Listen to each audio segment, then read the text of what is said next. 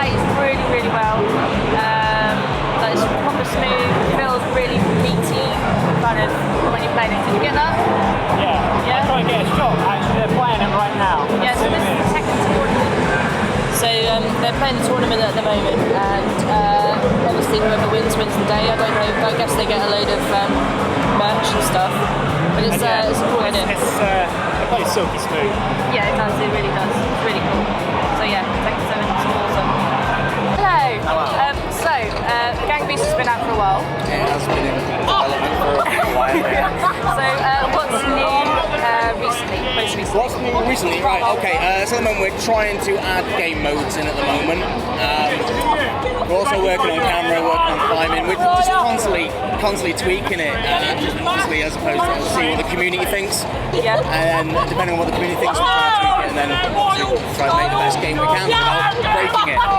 That's what it is, though. It's a community game, isn't it? It's really It definitely big. is, yeah. We like that whole community aspect. Obviously, it initially was like a local co-op game, so obviously I'm of the age where I remember passing the pad with friends on the couch. So it essentially has that spirit about it. But, yeah, we're big fans of it. thank you very much. So what is coming soon that is not here already? Right, coming soon. So we're releasing the game hopefully December on the PS4, and then after that we'll be looking at other modes, other DLC, stuff like that. And just constantly working on the game, giving the people what they want. Fantastic. And you're going to be everywhere and anywhere you can be?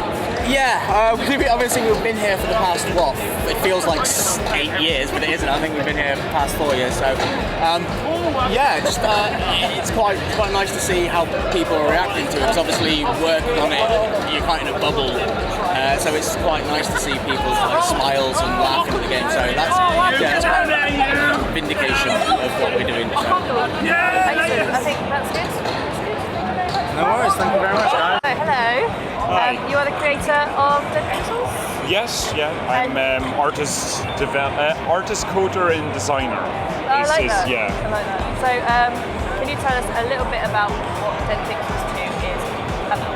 It's a procedurally generated side scroller with guns, loot, zombies, and 1 to 4 player co-op.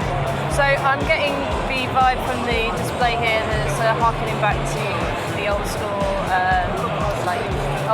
arcade games and stuff like that. Yeah, so it's kind of 16-bit side scroller was kind of the inspiration. The original Dead Pixels was like 8 bits, and it was kind of inspired by River City Ransom.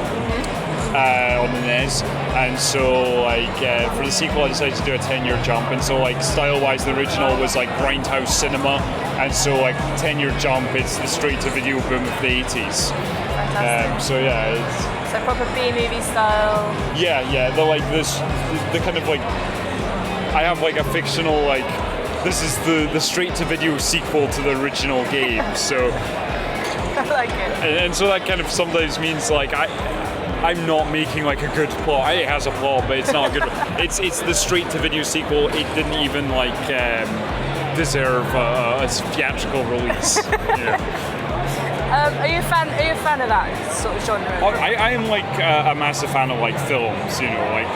Films are my hobby. Games are my work. So it's. I mostly watch films when I'm working, and often I'll just be there'll be a quote of something, I'll just be writing down, and it's that has to be fit in somewhere into this game. That could be a character name, or sometimes I'll just see something in a film and I'll be that's a really good idea, that should be a feature of the game. So yeah.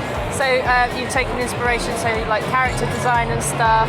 He kind of has a look at a little bit Snake Plissken about him, but is he somebody else, or is he? I mean, the character's a character editor for player characters. There is a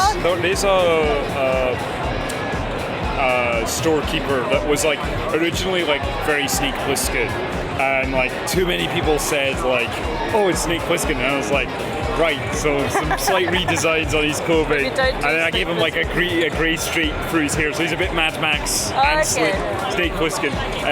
All the storekeepers are either based on a film person I liked, or a couple of film people mashed together, or just a concept I really liked in films. Yeah, I'm getting the grindhouse thing from the poster as well.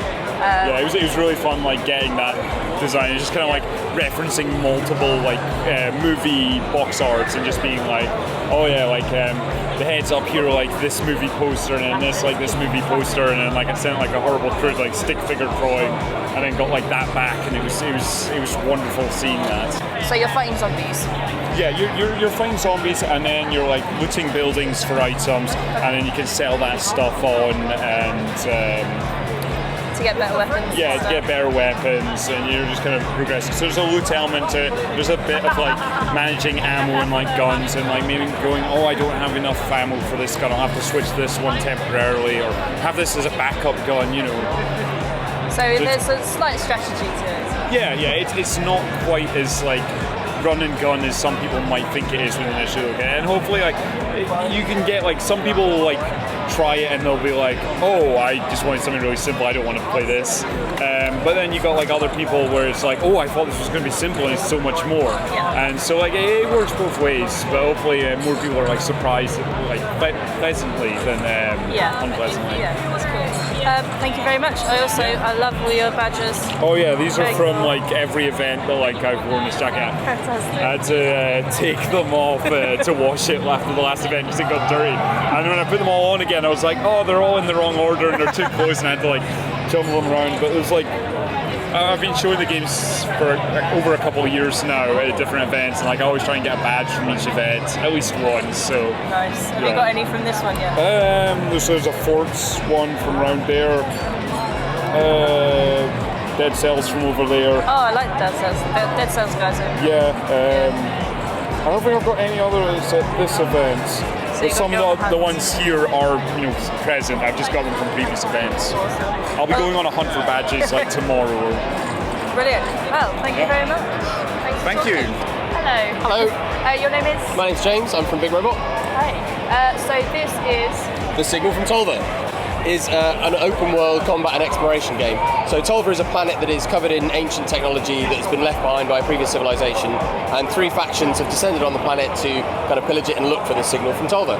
So you have, as a 4th party, hijacked one of these drones in one of these factions to try and influence the war so that the Surveyor faction wins the war and finds the signal.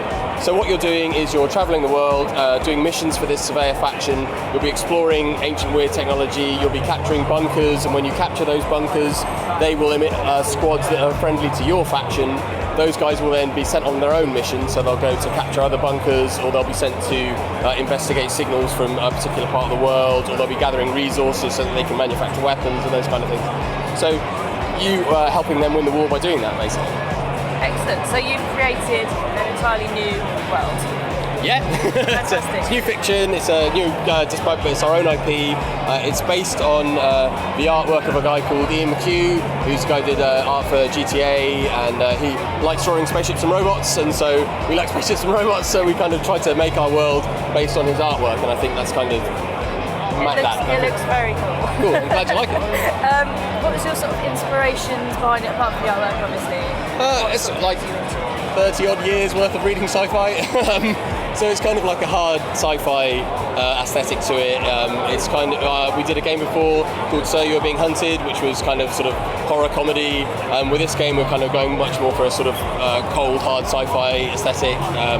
That's kind of in that painterly style. So yeah, our inspirations are all kinds of sci-fi from the 70s onwards. So the Black Death, it's a medieval 14th century survival RPG. Online game, so you're going to be playing with other people, and we have kind of traditional survival mechanics in there, like your hunger, your sickness, your thirst, and then we also have the element of the Black Death, so you can get sick and eventually you will die. But we're trying to mix it up a little bit by having this role-playing element in the game. So when you start the game, you have a choice of professions, and as you play the game, you're going to get experience which kind of deepens your class, and eventually you'll unlock new classes in the game. Keep on progressing. Okay, is the objective of the game not to get the plane? Basically, yeah. Okay. Because like if you die, then you're going to lose all your stuff, and you're going to have to start again. Okay, so survival elements, obviously it's not maybe the same as a lot of the other big survival titles that are at the moment, which are more sort of modern setting. Yeah. So you've got to survive on medieval stuff. Yeah. So is that going to be like, do you make your like makeup stuff out of what you can find? So like food. Yeah. We have crafted in there like other games. It's realizing that ours is like quite in depth. We have like different tiers of resources, different tiers of items. So it's not just like wood, stone, cotton, that sort of thing. It's like good cotton, bad cotton, and then when you're crafting, it'll determine the quality of the outcome. So if you're really getting into the role play and you want to be the best blacksmith on the server, you'll get all the best resources to make the best armor and then sell them to the best knight. And again, it's all just about pushing role playing as much as we can. It's like sort of a big theme of the game, role play. So what jobs or what do you choose to start off as? There's 4 base professions in the game, which are the militia class, the beggar, the peasant, and the merchant. So you can choose to be a beggar. Choose to be a beggar. Yeah, so like other role-playing games, we're also about being the hero. We really want to push sort of like the realism, so you can be the hero, you can be the militia, but you can also just be a peasant and farm and sell things. You can be a beggar. You can be the lowest on the server and just beg from other people and sit in alleyways. We're really trying to sort of like push all the role-playing aspects of like medieval life as opposed to just being the superhero knight. But that doesn't mean that playing as a beggar or a peasant is going to stand you in worse stead than playing as a militia. I was going to say the Black Death kind of you couldn't escape it. It doesn't matter whether you're a high born or what. If you're playing as a militia, you're going to be good at combat. You're going to be good at kind of protecting yourself, but you may not be as good, say, as the peasant that's living off the land. You're going to have a harder time finding food. You might find yourself kind of getting sick quicker and easier than the beggar. So there's pros and cons to playing each profession in the game. We're Aniode, and this is Nature's Zombie Apocalypse. I'm the programmer, and then we're a 2-man team, and then the other guy does all the art. Wow, it's a 2-man team. That's really cool. So this looks to be something a little bit different. So can you tell us a bit more about Nature's Zombies? So the idea in Nature's Zombie Apocalypse is every human is turned into a zombie. There's none left. The same virus made the animals super smart. So they've picked up their guns and they're taking out all the humans. Well, not the humans, the zombies. The zombies. So you play as animals with machine guns shooting zombies. That's the idea. Excellent. So we're doing 8-player local co-op here today, so it's pretty Sounds crazy. Pretty frantic, yeah. Basically we wanted to make a game that you could sit down with your mates in the evening and just have a right laugh. So it's not to be taken seriously, it's crazy. We've got crab turrets, suicidal snails in there, little placeables, like snails wrapped in TNT foam. Suicidal snails, that sounds like it might be kind of defeating the object, but then I guess if a zombie is a zombie, it's not going to recognise a suicidal snail. They're very stealthy, suicidal snails. Oh, okay, right, cool. You've got to remember that, zombies just don't notice them. So what are the other animals you've played? So we've got a bear, an elephant, a duck, a lion, a pangolin, a turtle, a giraffe. And I'm sorry to the animal I forgot. Oh, the gorilla, of course. So do they each have like different perks, or? So they each have slightly different handling. So some can run a bit faster, others can jump a bit higher. The elephant's got a tough skin, so you can take a few more hits from the zombies. But the main difference between them all is they've all got their own unique rage moves. So once you've killed enough zombies, you build up your rage and you use your rage move. And so the duck, for instance, he creates a tornado, takes off, flies around, creates a tornado behind him and sucks up all the zombies, throws them around there, go splat. So they've each got their own unique thing like that. And it's in early access at the moment? Yes, we're in early access on Steam. It's just 10 quid at the moment. We'll be coming to Xbox One early next year, and then we're hoping to do PlayStation after that. Fantastic. Hello. Hi. Your name is? I'm Mitch. I'm the studio director of Two Tales. Fantastic. So this has got a lot of buzz, I seem to find. So can you tell us a little bit more about the Mannequin? Yeah, sure. So the Mannequin is a narrative horror game. It's set in this old, creepy London townhouse that's been abandoned since 1958. And the family that used to live there died under suspicious circumstances, and no one ever really got to the bottom of what happened. But despite the house being abandoned, this mannequin was left behind. And once you play the game, you will find the mannequin and it comes alive and it starts to follow you around the house.